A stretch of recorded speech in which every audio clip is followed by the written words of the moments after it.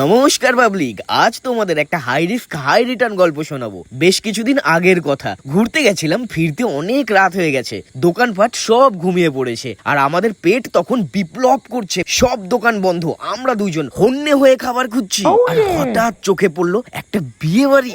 না ভেবে না দেখে ঢুকে গেলাম ভেতরে। না কোনো নেমন্তন্ন, না কোনো দায়িত্ব, শুধুই খিদে আর হিম্মত নিয়ে।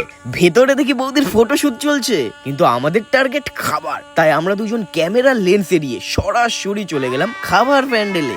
কিন্তু হাই, খাবার আছে, প্লেট আছে, গন্ধ আছে, শুধু বসার জায়গা নেই। মনে হচ্ছিল সোনার হরিণ দেখলাম, কিন্তু ধরতে পারছি না। তাই গেলাম নাচ দেখতে। সামনেই হচ্ছিল আদিবাসী নাচ, কারণ এটা একটা আদিবাসী সম্প্রদায়ের বিয়ে হচ্ছিল। আমি ভাবলাম এখন তো কেউ চিনছে না, একটু নেচে নি, তাই শুরু করে দিলাম আমিও নাচ। কিন্তু রিজু এইদিকে বারবার বলছে, আয় এবার খেতে বসি। খিদে পেটের ভেতর বেহালা বাজাচ্ছে। অবশেষে বাড়ির এক কাকু এসে নিজে হাতে বসার জায়গা খুঁজে দিলেন। মনে হচ্ছিল ভগবান পাঠিয়েছেন। আর তারপর আহা, একে একে এলো ভাত, ডাল, চাটনি, মাছ, মাংস। এমন খাবার পেলাম যেন পুরস্কার পেয়েছি চুপি চুপি ঢুকে পড়া চ্যাম্পিয়নশিপে। আর মাঝে মাঝে বুক ধুকপুকো করছিল, যদি হঠাৎ কেউ এসে বলে তুমি কার পক্ষে, তখন না হয় বলতাম পেটের পক্ষে।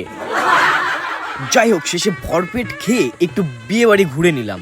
আর যার বিয়ে হচ্ছিল, দাদা আপনাকে হাজার হাজার ধন্যবাদ। আর তোমরা যদি বিয়ে বাড়ির কাউকে চিনে থাকো, ওনাদের এই ভিডিওটি শেয়ার করে দিও, আর বলে দিও দুই অভুক্ত অতিথি এসেছিল, চুপি চুপি খেয়ে চলে গেছে। তবে বন্ধুরা, তোমরা কিন্তু সাবধান, এটা কিন্তু খুবই রিস্কি মিশন। আর যদি তোমরা কমেন্ট না করো, তাহলে তোমাদের বিয়েতেও চলে যাব বিনা নেমন্তন্নে, একেবারে হাই রিস্ক হাই রিটার্ন পলিসিতে।